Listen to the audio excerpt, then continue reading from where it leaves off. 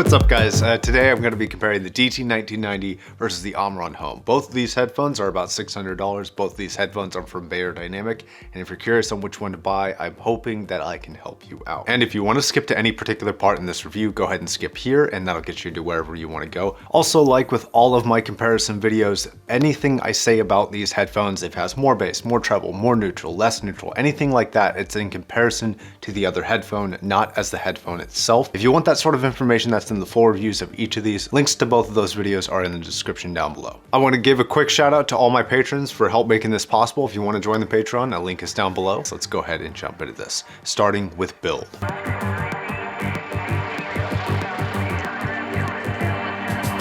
Both of these headphones are built exceptionally well. They both have a very solid, robust feeling to them, and I'm going to assume that either would last for years. But for looks and overall build quality, I am going to give that to the 1990. It has a more liberal use of metal. It also, in my opinion, looks a bit better, but that's going to be completely personal. It's got velour pads and a little bit more clamp force, and overall I find this to be a little bit more comfortable design because I like my headphones to feel more secure, whereas the Amiron Home is a little bit looser. The clamp force is not quite as strong. Ear pads are Alcantara. They are very comfortable, but I don't quite like them as much as the velour. Now the headband comfort on both is pretty similar.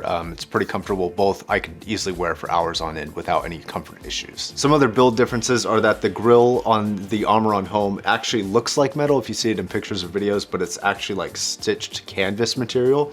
Kind of strange. I wasn't really expecting that when I got it. Also, this has dual-sided 3.5mm inputs on both sides, a system that I find superior to the locking left-handed mini XLR input that is on the 1990. Both were made in Germany, and other than the actual builds of the devices, they actually come with different types of accessories. Each of these comes with their own carrying case. This is for the 1990, this is for the Amiron Home. For carrying cases, I actually prefer the Amiron Home because it's a little bit smaller form factor while feeling just as protective as this larger case. However, when it comes to accessories, the 1990 actually takes that. It comes with an extra pair of pads. They have one pair of analytical pads for the 1990 and one pair of balanced. Their terms, not mine. Now, not only do the 1990s come with a traditional kind of Beyer dynamic coiled cable, but it also comes with a longer straight cable. And with the Amiron Home, you don't get any extra pads or any extra cables. It just comes with one very long, I think it's about 9-foot straight cable. Now that the build is over, let's go ahead and get into the power requirements of both of these headphones. Both of them have an impedance of 250 ohms with a sensitivity level of 102 dB. And in practice, they both had about the same volume with the same amount of input off of the same amp. And both of these, they're kind of efficient. I mean, 250 ohms isn't the most efficient, but 102 dB does mean it's going to get loud off of not a lot of power. You could technically power them off a phone, but for both of these, I am going to list an amplifier as required to get kind of a full-bodied sound experience.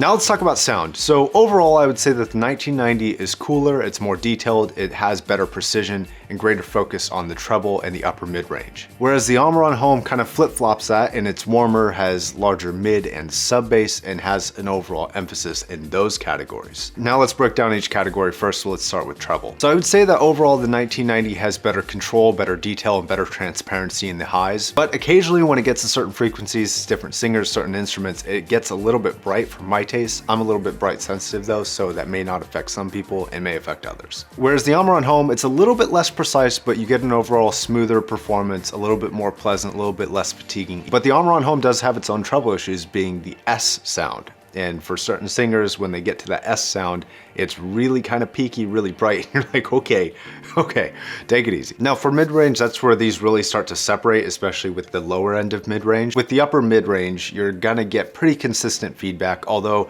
in general, the whole 1990 sounds a little bit more open, and that's probably more due to the design rather than the actual sound. These are both technically classified as open back headphones, but the 1990 just sounds a little bit more open and just has a little bit more airiness running through it, which lends itself to slightly more natural sound on the 1990 side. But when you're talking about the low mid-range, that's where things start to differ. Both have similar texture and very comparable detail, but I would say that the 1990s mid-range is more neutral, it's a little bit flatter and more in line with the rest of the frequencies, whereas Whereas on the low mid-range, the Amiron Home has a little bit more liveliness to it. It's a little bit thicker, a little bit larger sounding, while not really being what I would consider to be shouty. Now within a subcategory of mid-range, let's talk about vocals for a second, because these two headphones actually do have quite a bit of disparity in the vocal ranges. The 1990 again has better precision, better texture, and a little bit better detail, especially in the upper mids and the treble ranges. Kind of lends itself to better, and I would consider it to be more natural female vocals. It seems to be a little bit more oriented towards the female vocalist side, making them appear both textured but slightly angelic and giving greater detail in those high ranges while not necessarily getting like blown out. Whereas the Amiron Home has greater and more powerful, more depthy and more bassy, giving it like more girth, smoothness, slightly warmer tones, stuff like that. It seems to lend itself better to the male side. But regarding vocal isolation, I am going to say that the 1990 does that a little bit better.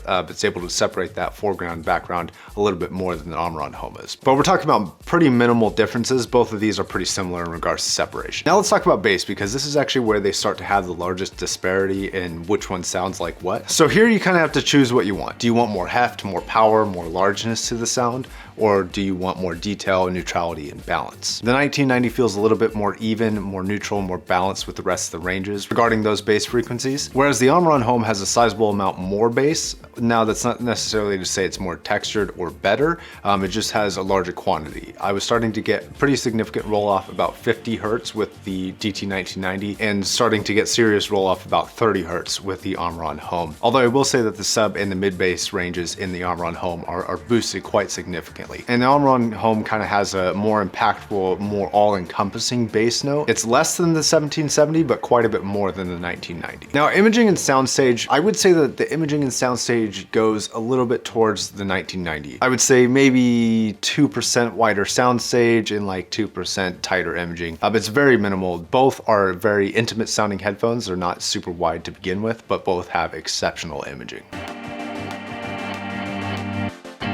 So the conclusion, the upper half of the ranges are very similar. I would say that the 1990 takes it for clarity, takes it for detail, but both have their issues with treble. The 1990 being a little bit bright in certain frequencies, whereas the Amiron Home has that S problem that I talked about. And overall, I would say that the 1990 has a little bit more natural tonality to the whole headphone. The lower half of the range is a toss-up of preference. Do you want stronger, more present bass, or do you want tighter, more detailed, more neutral bass? Sacrificing a little bit of accuracy for a little bit more quantity. Now, this is a personal decision and I can't answer that for you. If it were my taste, preferably on this particular headphone, I do prefer the neutrality of the 1990s. And regarding use case, I would say that these are both exceptional sounding headphones, but they are made for different purposes, and that purpose is in the name. If you need absolute neutrality, go with the professional headphones, the DT1990 Pros. Now, if you still want to be very critical, but you want something a little bit more relaxing, a little bit more fun, then go with the Amiron Home. But that choice is going to be up to you, and I'd love to know which one you would prefer down in the comment section below. And as always, this review is the start of a discussion. I'd love to know any thoughts or any questions you have on either of these headphones down below in that comment section. You'll find links to not only the individual reviews of both these headphones, but you will also find links to purchase these if you are interested, as well as all my recommended items down below. Now, like always, guys, if you're not already subscribed, please hit that subscribe button. I do new videos every single day and live streams on Sunday. I do want to say that Beyer Dynamic did send me both these headphones to review. I do have to send them back. They have not asked, paid, or otherwise tried to influence me to say anything in particular about these, good or bad. All right, guys, my name is Josh. Thank you very much for watching. I'll see you in the next video.